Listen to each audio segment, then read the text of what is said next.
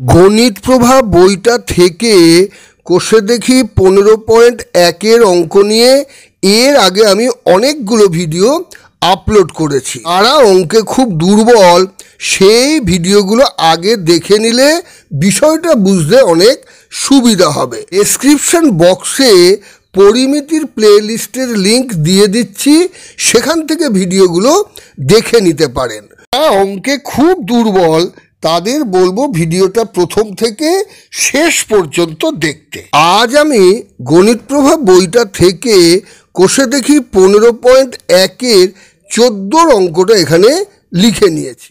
আমাদের আয়তাকার বাগানের একটি কর্ণ বরাবর একটি বেড়া দেব। আয়তাকার বাগানের দৈর্ঘ্য এবং প্রস্থ যথাক্রমে 12 মিটার ও 7 মিটার হলে বেড়ার দৈর্ঘ্য নির্ণয় করো।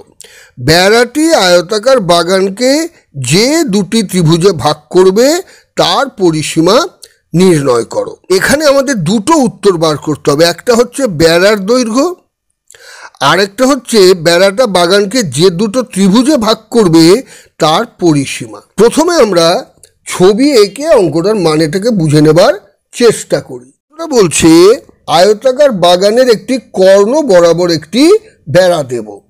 আয়তাকার বাগানের দৈর্ঘ্য এবং প্রস্থ যথাক্রমে 12 মিটার ও 7 মিটার। আয়তাকার বাগান যার দৈর্ঘ্য দেওয়া আছে 12 মিটার আর প্রস্থ দেওয়া আছে 7 মিটার, তাহলে এটা হলো 12 মিটার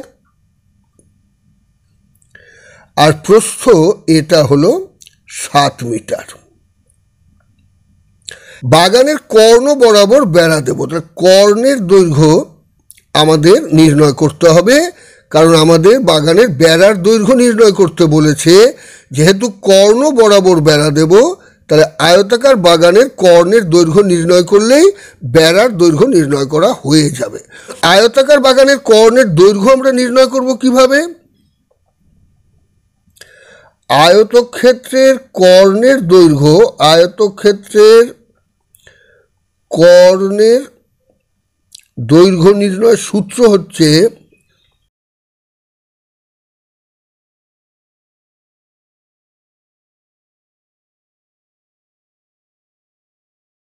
বর্গ এবং প্রস্থের বর্গের সমষ্টির বর্গমূল নির্ণয় করলেই আমাদের আয়তক্ষেত্রের কর্ণের দৈর্ঘ্য নির্ণয় করা হয়ে যাবে। তাহলে আমরা এই সূত্রের সাহায্যে আয়তক্ষেত্রের কর্ণের দৈর্ঘ্য নির্ণয় করতে পারবো, কারণ আয়তক্ষেত্রের দৈর্ঘ্য দেওয়া আছে 12 মিটার আর প্রস্থ দেওয়া আছে 7 মিটার। দৈর্ঘ্য ও প্রস্থের মান বসিয়ে এই সূত্রের সাহায্যে আমরা কর্ণের দৈর্ঘ্য নির্ণয় করতে পারবো। বেড়াটি আয়তাকার বাগানকে যে দুটো ত্রিভুজে ভাগ করেছে, তাহলে এই বেড়াটা এই একটা ত্রিভুজ এবং এই একটা ত্রিভুজ, এই দুটো ত্রিভুজে বেড়াটা আয়তাকার বাগানকে ভাগ করেছে। এখন এই দৈর্ঘ্যটা হলো 12 মিটার, এটা 7 মিটার, তার মানে এই দৈর্ঘ্যটাও হবে 7 মিটার। এটা 12 মিটার, তার মানে এই দৈর্ঘ্যটাও হবে 12 মিটার। এখন ত্রিভুজের এই বাহুর দৈর্ঘ্য জানা, এই বাহুর দৈর্ঘ্য জানা, এই বাহুর দৈর্ঘ্য আমাদের জানা নেই, কিন্তু আমরা যেই কর্ণের দৈর্ঘ্য বার করব তখন আমাদের এই বাহুর দৈর্ঘ্যটা জানা হয়ে যাবে। এই বাগানকে যে দুটো ত্রিভুজে ভাগ করেছে তার পরিসীমাটা আমরা কিভাবে নির্ণয় করব? ত্রিভুজের পরিসীমা নির্ণয় করতে গেলে আমাদের ত্রিভুজের বাহু 3টে সমষ্টি নির্ণয় করতে হবে। এখানে দুটো বাহুর দৈর্ঘ্য জানা, আমরা যেই বেড়ার দৈর্ঘ্য বার করব তখনই ত্রিভুজের তৃতীয় বাহুটা পেয়ে যাব। এই 3টে বাহু সমষ্টি করলেই আমরা পরিসীমাটা পেয়ে যাব। এখন আমরা বুঝে গেলাম এই অঙ্কটার সমাধান কিভাবে করতে হবে। তাহলে এবারে অঙ্কটার সমাধান করার চেষ্টা করি। আয়তাকার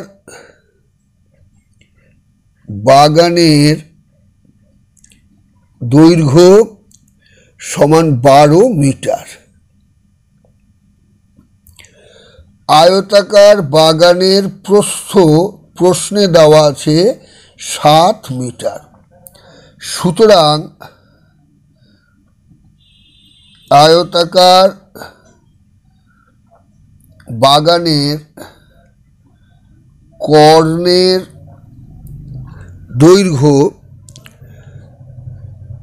দৈর্ঘ্য কত হচ্ছে? 12 মিটার, তাহলে 12 বর্গ, প্রস্থ হলো 7 মিটার, তাহলে 7 বর্গ। 12 বর্গ করলে হয় 144, 7 বর্গ করলে হয় 49। যোগ করলে কি হবে? 9 আর 4 13, 3 হাতে 1, 1 আর 4 5, আর 4 9, 1 এত মিটার। আয়তাকার বাগানের কর্ণের দৈর্ঘ্য বেরিয়ে গেল এত মিটার।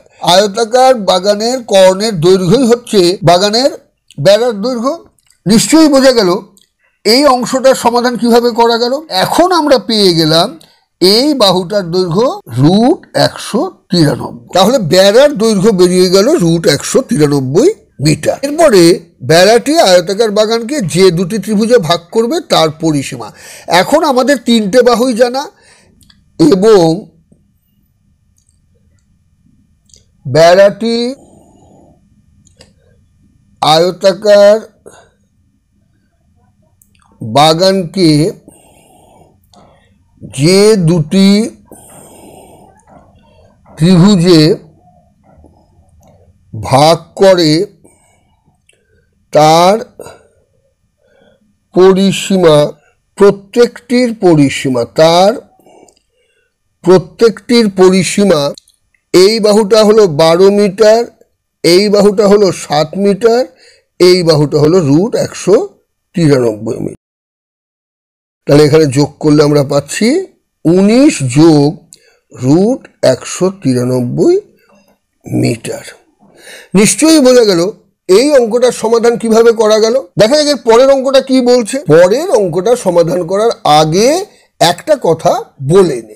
বিভিন্ন ধরনের অঙ্ক নিয়ে এর আগে আমি আমার চ্যানেলে অনেকগুলো ভিডিও আপলোড করেছি এবং সেই সব ভিডিওগুলো দেখতে যারা আগ্রহী আমি তাদের জন্য লিঙ্কগুলো ডেসক্রিপশন বক্সে দিয়ে দিই। যারা অঙ্কে খুব দুর্বল, যারা নিজেরা অঙ্কের সহজে সমাধান করতে পারেন না, তারা ভিডিওটা পুরোটা দেখার চেষ্টা করবেন, তাহলে বিষয়টা বুঝতে অনেক সুবিধা হবে। যারা আমার চ্যানেলটিকে এখনো সাবস্ক্রাইব করেননি তারা আমার চ্যানেলটিকে সাবস্ক্রাইব করে বেল বাটনটিতে ক্লিক করে দেবেন, যাতে আমার পরের ভিডিওগুলোর খবর সঙ্গে সঙ্গে পেয়ে যান। যারা আমার এই ভিডিও প্রথমবার দেখছেন তাদের জানাই আমি উৎপল চৌধুরী এবং আমার চ্যানেলের নাম পলটেক বাংলা।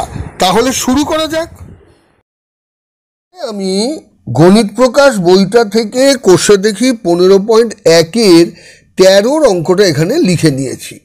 যে বর্গাকার জমির কর্ণের দৈর্ঘ্য 20√2 মিটার, তার 4 ধার পাঁচিল দিয়ে ঘিরতে কত মিটার দৈর্ঘ্যের পাঁচিল দিতে হবে নির্ণয় করো। প্রতি বর্গমিটারে 20 টাকা হিসাবে ঘাস বসাতে কত খরচ হবে। এখানেও দুটো উত্তর আমাদের নির্ণয় করতে হবে। একটা হলো পাঁচিলের দৈর্ঘ্য আর একটা হলো ঘাস বসানোর খরচ। প্রথমে আমরা ছবি এঁকে অঙ্কটার মানেটাকে একটু বুঝে নেবার চেষ্টা করি। বর্গাকার জমি, তাহলে একটা বর্গক্ষেত্র আঁকি। বর্গাকার জমির কর্ণের দৈর্ঘ্য দেওয়া আছে, অর্থাৎ এই বাহুটার দৈর্ঘ্য হচ্ছে 20√2 মিটার। 4 ধার পাঁচিল দিয়ে ঘিরতে কত মিটার দৈর্ঘ্যের পাঁচিল দিতে হবে।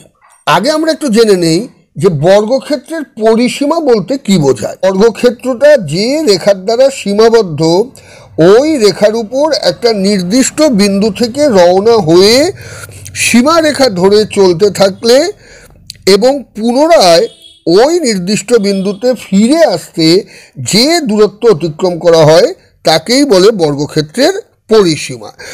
তাহলে এখানে আমরা যে পাঁচিলটা দিয়ে ঘিরব সেই পাঁচিলটা শুরু করব এখান থেকে, এইভাবে আমরা পাঁচিলটা দিয়ে এই বর্গাকার জমিকে ঘিরব, অর্থাৎ পাঁচিলের দৈর্ঘ্য হচ্ছে বর্গক্ষেত্রের পরিসীমার সমান। তাহলে বর্গক্ষেত্রের পরিসীমা নির্ণয় করলেই আমরা পাঁচিলের দৈর্ঘ্য পেয়ে যাব। এখন বর্গক্ষেত্রের পরিসীমা নির্ণয়ের সূত্রটা কি? বর্গক্ষেত্রের পরিসীমা নির্ণয়ের সূত্র হচ্ছে 4 গুণ বর্গক্ষেত্রের একটা বাহুর দৈর্ঘ্য। তাহলে পরিসীমা নির্ণয় করতে গেলে আমাদের বর্গক্ষেত্রের একটা বাহুর দৈর্ঘ্য জানতে হবে। এখন বর্গক্ষেত্রের কর্ণের দৈর্ঘ্যটা দেওয়া আছে, তাহলে বর্গক্ষেত্রের কর্ণের দৈর্ঘ্য দেওয়া থাকলে আমাদের কর্ণের দৈর্ঘ্য থেকে বর্গক্ষেত্রের বাহুর দৈর্ঘ্যটা নির্ণয় করতে হবে। বর্গক্ষেত্রের কর্ণের দৈর্ঘ্য নির্ণয়ের সূত্রটা কি? কর্ণের দৈর্ঘ্য নির্ণয়ের সূত্র হচ্ছে √2 ইন্টু বর্গক্ষেত্রের একটা বাহুর দৈর্ঘ্য। কর্ণের দৈর্ঘ্য নির্ণয়ের সূত্রটা জানি, এখানে কর্ণের দৈর্ঘ্যটা দেওয়া আছে। আমরা যদি বর্গক্ষেত্রের বাহুর দৈর্ঘ্যটাকে ধরে নেই তাহলেই আমরা সহজে বর্গক্ষেত্রের বাহুর দৈর্ঘ্যটা নির্ণয় করতে পারবো। বর্গক্ষেত্রের বাহুর দৈর্ঘ্য নির্ণয় করলেই আমরা বর্গক্ষেত্রের পরিসীমাটা নির্ণয় করতে পারবো, এবং বর্গক্ষেত্রের পরিসীমা নির্ণয় করা হয়ে গেলেই জমির পাঁচিলের দৈর্ঘ্যটা বেরিয়ে যাবে। দ্বিতীয় প্রশ্ন হচ্ছে, প্রতি বর্গমিটারে 20 টাকা হিসেবে ঘাস বসাতে কত খরচ হবে? ঘাস বসানোর খরচ, ঘাসটা বসাবো কোথায় না বর্গক্ষেত্রের ভেতরে এই পুরো জায়গাটাতে আমরা ঘাস বসাবো। এই জায়গাটাকে কি বোঝায়? বর্গক্ষেত্র যতটা স্থান অধিকার করে থাকে সেটা হলো বর্গক্ষেত্রের ক্ষেত্রফল। তাহলে আমরা যে জায়গাটা ঘাস বসাবো সেই জায়গাটার ক্ষেত্রফল আমাদের প্রথমে নির্ণয় করতে হবে, কারণ 1 বর্গমিটার ঘাস বসানোর খরচটা আমাদের এখানে দেওয়া আছে। এখন বর্গক্ষেত্রের ক্ষেত্রফল নির্ণয় করব কিভাবে না, বর্গক্ষেত্রের ক্ষেত্রফল নির্ণয়ের সূত্র হচ্ছে বর্গক্ষেত্রের একটা বাহুর দৈর্ঘ্যের বর্গ করব। তাহলে বর্গক্ষেত্রের বাহুর দৈর্ঘ্যটা আমরা আগেই বার করে নিয়েছি পরিসীমা নির্ণয়ের সময়। তাহলে আমরা এখন বাহুর দৈর্ঘ্যটা পেয়ে যাব, সেখান থেকে বর্গক্ষেত্রের ক্ষেত্রফল নির্ণয় করব। জায়গাটা ঘাস বসালাম, সেই জায়গাটার ক্ষেত্রফল পেয়ে গেলাম। 1 বর্গমিটার ঘাস বসাতে খরচ হচ্ছে 20 টাকা। কত বর্গমিটার ঘাস বসাতে কত খরচ হবে সেটা আমরা তখন সহজেই নির্ণয় করতে পারবো। তা দেখা যাক এখন এই অঙ্কটার সমাধান কিভাবে করা যায়। বর্গাকার জমিটির কর্ণের দৈর্ঘ্য সমান 20√2 মিটার। মনে করি জমিটির বাহুর দৈর্ঘ্য সমান x মিটার। সুতরাং বর্গাকার জমিটির কর্ণের, যদি জমিটার বাহুর দৈর্ঘ্য ধরি x মিটার, তাহলে বর্গক্ষেত্রের কর্ণের দৈর্ঘ্য নির্ণয়ের সূত্র হচ্ছে √2 ইন্টু বাহু। তাহলে বর্গাকার জমিটির কর্ণের দৈর্ঘ্য হবে √2 ইন্টু x মিটার। এখন বর্গাকার জমিটার কর্ণের দৈর্ঘ্য হলো 20√2 মিটার। প্রশ্নানুসারে √2 ইন্টু x সমান 20√2। তাহলে এখান থেকে বার করতে পারি x সমান 20√2 বাই √2 কেটে গেল, বা x সমান 20। সুতরাং বর্গাকার জমির প্রত্যেক বাহুর দৈর্ঘ্য সমান 20 মিটার। সুতরাং বর্গাকার জমি পরিসীমা সমান, পরিসীমার সূত্র হচ্ছে 4 ইন্টু একটা বাহুর দৈর্ঘ্য। তাহলে 4 ইন্টু 20 মিটার সমান 80 মিটার। তাহলে বর্গাকার জমিটার পরিসীমা বেরিয়ে গেল 80 মিটার, অর্থাৎ পাঁচিলের দৈর্ঘ্য হবে 80 মিটার। একটা উত্তর বেরিয়ে গেল। এরপরে আমরা নির্ণয় করব বর্গাকার জমির ক্ষেত্রফল। জমিটির ক্ষেত্রফল সমান, বাহুর দৈর্ঘ্য হচ্ছে 20 মিটার, তাহলে ক্ষেত্রফল হবে 20 বর্গ, এত বর্গমিটার সমান 400 বর্গমিটার। যে জায়গাটাতে ঘাস বসাবো সেই জায়গাটার ক্ষেত্রফল হলো 400 বর্গমিটার। 1 বর্গমিটার জমিতে ঘাস বসাতে খরচ হয় 20 টাকা। সুতরাং 400 বর্গমিটার জমিতে ঘাস বসাতে খরচ হবে 20 ইন্টু 400, এত টাকা। 4 2 8, 3 0, 8000 টাকা। তো উত্তরে এখন বেরিয়ে গেল। সুতরাং জমিটির 4 ধার পাঁচিল দিতে 80 মিটার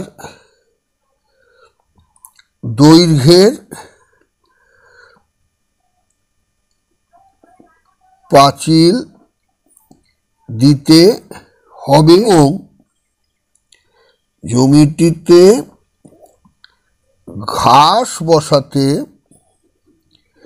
খরচ হবে 8,000 টাকা। নিশ্চয়ই বোঝা গেল এই ধরনের অঙ্কের সমাধান কিভাবে করতে হয়। এই ধরনের অঙ্ক নিয়ে আরও ভিডিও পেতে আগ্রহী হলে কমেন্ট বক্সে লিখে জানাতে ভুলবেন না। যদি ভিডিওটা ভালো লেগে থাকে তাহলে ভিডিওটাতে লাইক দিতে এবং শেয়ার করতেও ভুলবেন না। তাহলে আজ এই পর্যন্তই থাক।